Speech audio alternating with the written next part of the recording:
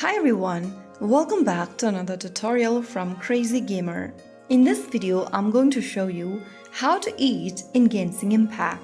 In Genshin Impact, food isn't just for flavor, it is essential for survival and success. Whether you are healing through a tough battle, or reviving a fallen comrade, or preparing for a challenge, knowing how to efficiently consume food can make all the difference.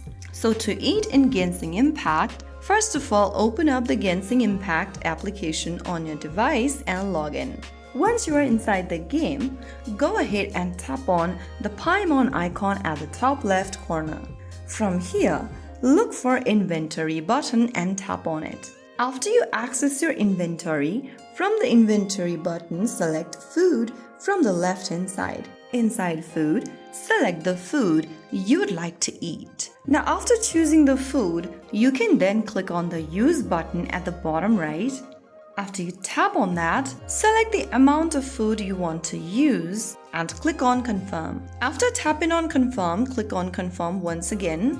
And then that's how you can easily eat on Genshin Impact, which is primarily done for healing, reviving, or gaining temporary combat buffs for your characters. If you found the video helpful, don't forget to like, share, and subscribe to our channel.